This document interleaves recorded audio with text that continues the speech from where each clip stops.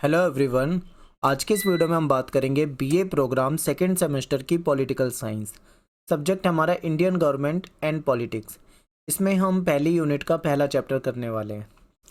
और एक बार आप सिलेबस को देख लीजिए। पहली यूनिट है हमारी भारतीय संविधान। इसके अंदर 2 चैप्टर दे रखे हैं, ठीक है।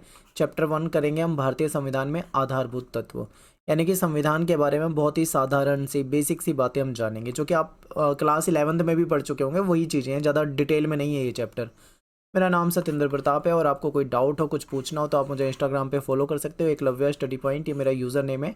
आप इस नाम से मुझे सर्च करके वहाँ पे मैसेज कर सकते हैं। अब बात करते हैं यहाँ पे हम सबसे पहले इंट्रोडक्शन की, यानी कि परिचय। तो संविधान के बारे में बिल्कुल बेसिक सी बातें हम जानेंगे।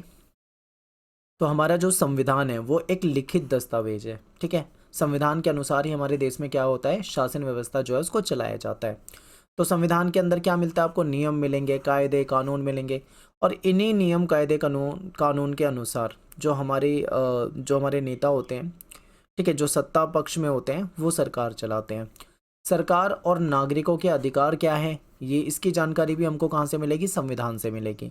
और संविधान सभी को अधिकार देता है, ठीक है। अपने अधिकार, जो अधिकार संविधान देता है उसके अकॉर्डिंग ही शासन चलाना होता है सरकार को, ठीक है। यह एक ऐसा दस्तावेज है जो नागरिकों को गरिमापूर्ण व सम्मान जनक जीवन प्रदान करने के लिए कार्य करता है। तो हमारा जो संविधान है ये नागरिकों को एक ऐसी ज़िंदगी जी सके जिसमें वो एक इज्जत वाली ज़िंदगी जी सके, ऐसी सुविधाएं देता है, ठीक है। हमारा जो संविधान है वो लोगों को मौलिक अधिकार देता है। मौलिक अधिकार भी आगे हम डिस्कस करने वाले हैं। तो भारतीय संविधान जो है एक जीवंत दस्तावेज है। इसको एक जीवंत दस्तावेज माना जाता है। क्यों माना जाता है, देखिए, हमारे संविधान को बने हुए 72 साल के आसपास हो चुके हैं, लेकिन आज तक इसको बदला नहीं गया। बहुत सारे दुनिया के ऐसे देश हैं जहाँ पे संविधान कई बार बदला जा चुका है, ठीक है। एक बार संविधान बना, वो असफल हो गया, दोबारा बनाया गया, फिर असफल हो गया, फिर तीसरी बार, इस तरीके से। लेकिन हमारा संविधान जब एक बार बना है तब से लेके आज तक वैसा का वैसा चल रहा है, ठीक है। इसीलिए इसको हम जीवंत दस्तावेज कहते हैं। लेकिन क्या हुआ कि समाज में कुछ परिस्थितियां चेंज होती हैं, ठीक है। कुछ आवश्यकताएं बदलती हैं, परिस्थितियां बदलती हैं, तो उसके अकॉर्डिंग हमारे संविधान में परिवर्तन किए गए हैं, कुछ संशोधन किए गए हैं। संशोधन करने के बाद संविधान वैसा का वैसा चल रहा है, इसमें कोई दिक्कत नहीं आई है। संविधान राष्ट्र के लोगों की जो राजनीतिक आकांक्षाएं हैं उसको पूरा करने का एक साधन है, आप ऐसा मान सकते हैं इसे। संविधान निर्माण के बाद से आज तक संविधान में 100 से ज़्यादा संशोधन हो चुके हैं, ठीक है। यानी कि जैसा हमको जब भी नीड महसूस हुई, ज़रूरत महसूस हुई कि कुछ बदलाव करने हैं, तो संविधान में संशोधन कर दिए। संविधान जो है वो भारतीय शासन व्यवस्था को संचालित करने वाले जो मूल तत्व हैं, कार्यपालिका, विधायिका, न्यायपालिका, इसको निर्देशित करता है। अब देखिए, हमारे देश में जो सरकार चलाई जाती है, ठीक है, जो शासन व्यवस्था चलाई जाती है, उसके 3 महत्वपूर्ण अंग है। आपने पढ़ा होगा, कार्यपालिका, विधायिका और न्यायपालिका। तो इनको भी निर्देशित करती है। इनके भी क्या अधिकार हैं ये भी हमें संविधान से ही पता लगते हैं, ठीक है। भारतीय संविधान की एक मूल विशेषता है संप्रभुत्ता, यानी हमारे संविधान के तहत संप्रभुत्ता हमारी सरकार को प्राप्त है। अब संप्रभुत्ता क्या होता है आपको ये भी पता होना चाहिए। देखिए, संप्रभुत्ता क्या होता है, जैसे मान लीजिए ये हमारा देश है, ठीक है। मैं मैप बनाने का प्रयास कर रहा हूँ, माफ़ी चाहता हूँ, ज़्यादा सही नहीं बन पा रहा, ठीक है। मान लीजिए हमारा देश है, देश का मैप है। तो अब क्या है भाई, हमारे देश के सीमा रेखा के अंदर, यानी हमारे देश के अंदर जो भी राज्य आते हैं, ठीक है, जो भी संस्थाएं आती हैं, उस पे सरकार जो होती है, हमारी केंद्र की सरकार, उसका पूरा अधिकार होता है। सरकार चाहे तो किसी राज्य का नाम बदल सकती है, राज्य के अंदर परिवर्तन कर सकती है, कुछ कानून लागू कर सकती है, ठीक है। तो ये सरकार के हाथ में ये पावर होती है। इसी शक्ति को, सरकार की इसी शक्ति को संप्रभुत्ता कहा जाता है। यानी सरकार अपने देश की सीमा के रेखा के अंदर जो चाहे वैसा बदलाव कर सकती है। तो ये बिल्कुल बेसिक बातें थी, बिल्कुल साधारण सी बातें थी संविधान के बारे में, जो आपको पता होनी चाहिए। अब चलते हैं, थोड़ा सा बिल्कुल आसान भाषा में समझते हैं कि संविधान क्या है। तो संविधान एक ऐसा लिखित या अलिखित दस्तावेज होता है जिसमें किसी देश की शासन व्यवस्था कैसे चलाई जाएगी, इससे संबंधित नियम, कायदे, कानून होते हैं। अब यहाँ पे मैंने अलिखित भी लिख दिया। अलिखित क्यों? क्योंकि दुनिया के कुछ ऐसे भी देश हैं जहाँ पे अलिखित संविधान भी है, ठीक है, इसीलिए मैंने यहाँ पे लिख दिया है। तो संविधान क्या है, एक ऐसा दस्तावेज है जिसके द्वारा किसी देश में शासन व्यवस्था कैसे चलाई जाएगी ये सब कुछ लिखा होता है उसमें। संविधान में शासन व्यवस्था का स्वरूप क्या होगा, सरकार की शक्तियाँ क्या होगी, जनता के अधिकार क्या होंगे, जनता के कर्तव्य क्या होंगे, संस्थाएं, सरकार की विभिन्न अंग जो होते हैं, उनके काम करने के अधिकार क्षेत्र, प्रशासन, सब कुछ बिल्कुल डिटेल में आपको विस्तृत जानकारी मिलती है, ठीक है। तो ये होता है संविधान। नेक्स्ट है, संविधान जो होते हैं वो दो प्रकार के होते हैं, मैं आपको पहले ही बता चुका था, एक होता है लिखित संविधान, एक होता है अलिखित संविधान। तो भारत जो है, भारत में लिखित संविधान है, ठीक है। आगे चलते हैं, हमें संविधान की आवश्यकता क्यों है, बहुत ही महत्वपूर्ण, बहुत ही इंपॉर्टेंट। तो देखिए, संविधान की हमें जरूरत पड़ती है, क्यों पड़ती है आपको ये समझना है। देखिए, संविधान क्या है, नियम कायदे कानूनों की एक पुस्तक है, एक दस्तावेज है। तो नियम कायदे कानून अगर होते हैं तो उसके अकॉर्डिंग अगर सभी व्यक्ति चलते हैं तो व्यवस्था सही रहती है। मैं आपको एक एग्जांपल देता हूँ। देखिए, सड़कों पे जब हम जाते हैं तो वहाँ पे सड़कों के कुछ नियम होते हैं कि भाई हमें रेड लाइट पे रुक जाना है, ठीक है, ग्रीन लाइट होगी तो चलना है, हमें कहीं पे गाड़ी मोड़नी है तो फिर हमें इंडिकेटर देना होगा, ठीक है, बेवजह हमको हॉर्न नहीं बजाना है, या स्पीड लिमिट भी तय कर रखी होती है कि इतनी स्पीड से ज़्यादा नहीं चलानी है, ठीक है, रॉन्ग साइड में नहीं चलाना। बहुत सारे नियम होते हैं। ये नियम क्यों बनाते हैं, इसलिए बनाते हैं ताकि व्यवस्था सड़क पे बनी रहे। अब इन रूल्स का हमें पालन करना होता है। ऐसे आप स्कूल में जाएंगे तो स्कूल के भी अपने नियम होते हैं, ठीक है।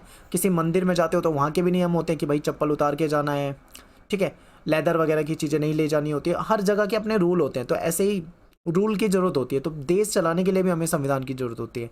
अगर देश चलाने के लिए कोई रूल नहीं होगा तो देश में अव्यवस्था फैल जाएगी, ठीक है। तो संविधान की जरूरत क्यों पड़ती है, तो सबसे पहले आप ये लिखना कि समाज में तालमेल बनाने के लिए, ठीक है। एनसीईआरटी का कोडिंग बता रहा हूँ मैं आपको। आप किसी राइटर की किताब से भी पढ़ सकते हैं, अपनी सोल की किताब से पढ़ सकते हैं, या अन्य किसी यूनिवर्सिटी की किताब से पढ़ सकते हैं, कहीं से भी करते हैं आप, कोई दिक्कत नहीं है। थोड़ी सी लैंग्वेज चेंज होगी, कंटेंट एक जैसा ही रहता है, ठीक है। तो समाज में तालमेल बनाए रखें। देखिए, समाज में क्या होता है, अलग अलग धर्मों के, अलग अलग जातियों के लोग रहते हैं, उनकी विचारधाराएं अलग होती हैं, उनके बीच में विवाद हो सकता है, लड़ाई झगड़ा हो सकता है, संघर्ष हो सकता है, ठीक है।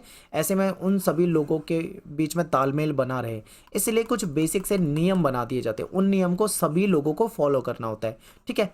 तो हम ये बता सकते हैं। नेक्स्ट है कानून व्यवस्था बनाए रखने के लिए। कानून व्यवस्था, अगर संविधान नहीं होगा तो कानून व्यवस्था नहीं बनेगी, ठीक है। संविधान जो है वो कानून व्यवस्था को बनाए रखता है। फिर क्या है, न्यायपूर्ण समाज की स्थापना करने के लिए और शासन व्यवस्था को सही तरीके से चलाने के लिए, क्योंकि शासन व्यवस्था कब चलानी है, कैसे चलानी है, किसके द्वारा चलानी है, हर एक चीज़ उसमें डिटेल में लिखी होती है। किसके क्या अधिकार हैं, क्या अधिकार क्षेत्र हैं, सब कुछ लिखा होता है। तो शासन व्यवस्था चलाने के लिए भी हो जाता है। सरकार की शक्तियों का दुरुपयोग रोकने के लिए, ये इंपॉर्टेंट है। देखिए, क्या होता है कि भाई सरकार के पास शक्तियाँ होती हैं, तो सरकार अपनी शक्तियों का दुरुपयोग भी कर सकती है। तो उन दुरुपयोग को रोकने के लिए संविधान बनाया होता है। संविधान में क्लियर लिखा होता है कि भाई सरकार के क्या अधिकार हैं, ठीक है, सरकार के अधिकार क्षेत्र कहाँ हैं। अगर सरकार अपने अधिकार क्षेत्र से ऊपर जाने की कोशिश करती है तो संविधान उससे रोकता है, तो दुरुपयोग को भी रोकता है, ठीक है। तो आप ऐसे बता सकते हैं। आगे थोड़ा सा और बेसिक सी बातें जान लीजिए। जो हमारा संविधान है उसको बनाया किसने था, हमारी संविधान सभा ने बनाया था। तो संविधान सभा के गठन के बारे में कुछ छोटी छोटी बातें पता होनी चाहिए। देखिए, संविधान सभा की जो पहली बैठक हुई थी वो 9 दिसंबर 1946 को हुई थी। इसी दिन इसका उद्घाटन हुआ था। 9 दिसंबर 1946 को डॉक्टर सच्चिदानंद सिन्हा जो थे, ये बुजुर्ग थे, इनको अस्थायी अध्यक्ष बना दिया गया था उस मीटिंग के लिए केवल। नेक्स्ट मीटिंग होती है 11 दिसंबर 1946 को, इसमें इनको अस्थायी अध्यक्ष को हटा के डॉक्टर राजेंद्र प्रसाद को स्थायी अध्यक्ष बना दिया गया था, ठीक है।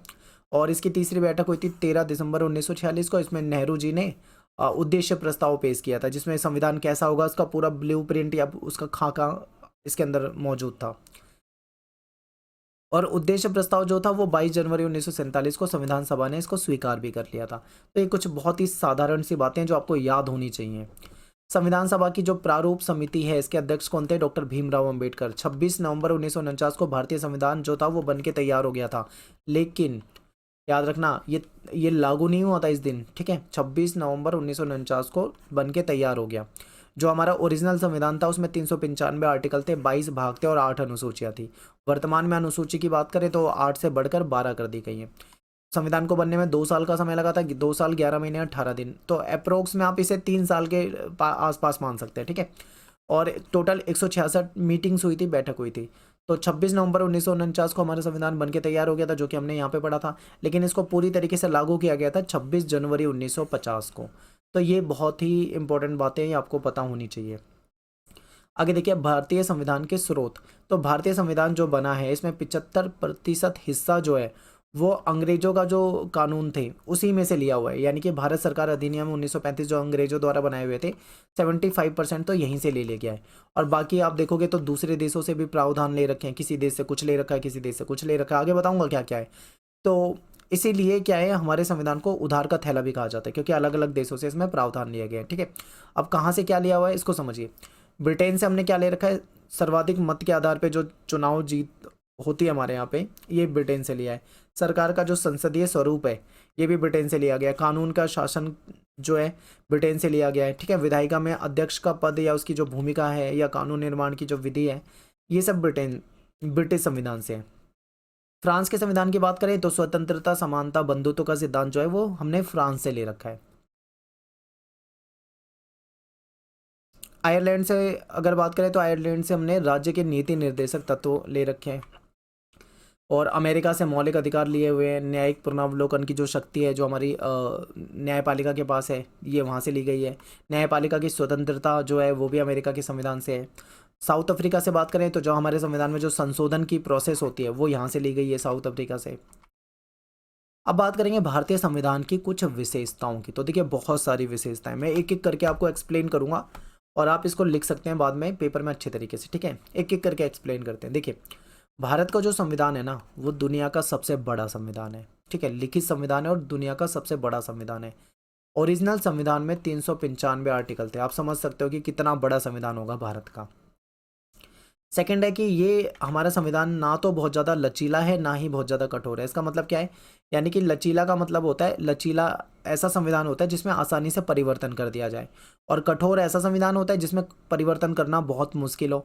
तो हमारा संविधान ना तो लचीला है ना ही कठोर है, यानी कि ना तो हमारे संविधान में इतना आसानी से कोई परिवर्तन करना पॉसिबल है, ठीक है, आसानी से कोई परिवर्तन भी नहीं किया जा सकता, और ना ही इतना इम्पॉसिबल है, इतना मतलब मुश्किल है कि उसमें कोई परिवर्तन ही ना किया जा सके।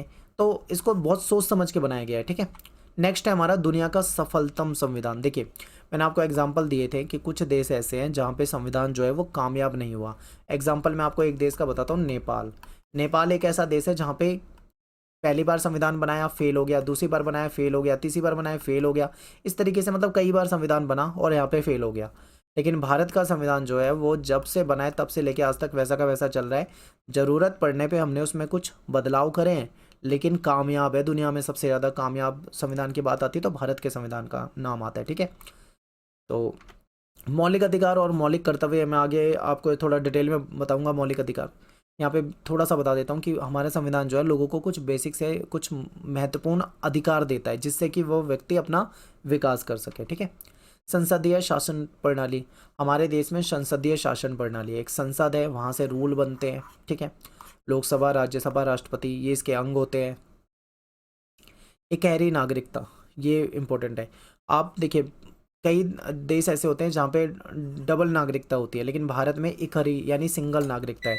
आप पूरे देश में कहीं भी रहते हो, चाहे आप बिहार में रहते हो, चाहे आप गुजरात में रहते हो, चाहे आप तमिलनाडु में रहते हो, चाहे आप जम्मू कश्मीर में रहते हो, ठीक है, आप पूरे देश में किसी भी कोने में रहते हो, आपकी जो नागरिकता होगी वो एक ही होगी, और वो नागरिकता क्या होगी, इंडियन, यानी आप भारतीय कहलाओगे, ठीक है। जो पंजाब के लोग हैं उनकी नागरिकता भी इंडियन होगी। वो पंजाबी अपने आप को कहते हैं कि हम पंजाबी हैं, हम बिहारी, हम गुजराती हैं, हम बंगाली हैं, लोग ऐसे बोलते हैं क्योंकि उनका निवास स्थान, उनका राज्य वो है। लेकिन जब उनकी नागरिकता पूछी जाती है तब फिर पंजाबी, बंगाली, बिहारी, गुजराती ये नहीं चलता, फिर वहाँ पे इंडियन चलता है, यानी भारतीय चलता है, ठीक है। आगे देखिए, स्वतंत्र और निष्पक्ष न्यायपालिका, यानी हमारे यहाँ पे न्यायपालिका है और वो स्वतंत्र और निष्पक्ष है। वो कानून का शासन है, कानून के अकॉर्डिंग वो अपना फैसला सुना सकती है कि कोई बाहरी दबाव उस पर न्यायपालिका पे नहीं रहता है। नेक्स्ट है राज्य के नीति निर्देशक सिद्धांत, ये भी मैं आपको डिटेल में बताऊंगा, ठीक है। कुछ नीति निर्देशक सिद्धांत भी दिए गए हैं, जैसे कि आगे डिटेल में बताने वाला हूँ उसको। आगे देखिए, सार्वभौमिक वैश्विक मताधिकार, यानी हमारे देश में सभी को मतदान करने का, वोट करने का अधिकार है, ठीक है। भारत का जो भी नागरिक है अगर वो 18 साल की एज अपनी पूरी कर चुका है, तो चाहे वो किसी भी धर्म का हो, किसी भी जाति का हो, किसी भी रंग रूप का हो, पूरे देश में कहीं भी रहने वाला हो, कहीं भी रहता हो, उसको पूरा का पूरा वोट देने का अपना अधिकार है, वो वोट दे सकता है। धर्मनिरपेक्षता, हमारे सरकार का कोई धर्म नहीं होगा, ठीक है। सरकार जो है धर्मनिरपेक्ष होगी, देश जो है धर्मनिरपेक्ष है। यहाँ पे अलग अलग धर्मों को मानने वाले लोग रहते हैं, हिंदू, मुस्लिम, सिख, ईसाई, जैन, बौद्ध, पारसी, यहूदी, अलग अलग धर्मों को मानने वाले लोग भारत में रहते हैं, ठीक है। तो भारत एक धर्मनिरपेक्ष देश है, यहाँ पे सभी धर्मों का सम्मान किया जाता है। और नेक्स्ट है सामाजिक न्याय, ठीक है। समाज में न्याय के लिए संविधान में बहुत सारे प्रावधान दे रखे हैं, सभी को सामाजिक न्याय मिलेगा। फिर है संशोधन प्रणाली, आपको स्टार्टिंग में ही बता चुका था कि संविधान में अगर ऐसा महसूस होता है कि इसमें कुछ परिवर्तन, कुछ संशोधन करने की जरूरत है, तो संशोधन करना भी पॉसिबल है। राष्ट्रीय एकता, ठीक है, हमारे देश में विविधता बहुत ज़्यादा है, लेकिन विविधता होने के बाद भी राष्ट्रीय एकता का कॉन्सेप्ट है। तो ये हो गई हमारे संविधान की विशेषता। और कुछ इसकी विशेषता उपलब्धियों में और भी बहुत सारे पॉइंट है जो आप यहाँ से देख सकते हो। आप इनको देख लीजिए एक बार, लगभग लगभग वही पॉइंट है जो मैंने आपके सामने एक्सप्लेन करे थे, एक दो पॉइंट एक्स्ट्रा हो सकते हैं, ठीक है, आप इन्हें देख सकते हो। अब चलते हैं हम आगे, थोड़ा सा और अच्छे से समझते हैं मौलिक अधिकार को।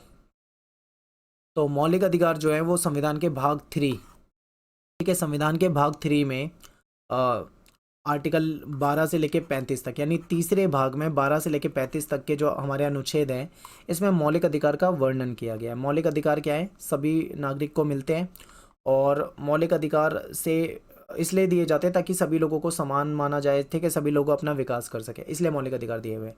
तो मौलिक अधिकार समझते हैं। तो सबसे पहला मौलिक अधिकार है समता का मौलिक अधिकार, यानी समानता। तो हमारे देश में सभी को समान माना जाएगा, ठीक है, किसी के साथ कोई भी भेदभाव नहीं होगा। सेकंड है स्वतंत्रता का अधिकार, यानी हमारा जो संविधान है वो सभी को एक स्वतंत्रता का अधिकार का मौलिक अधिकार देता है, यानी कि हम सभी स्वतंत्र हैं।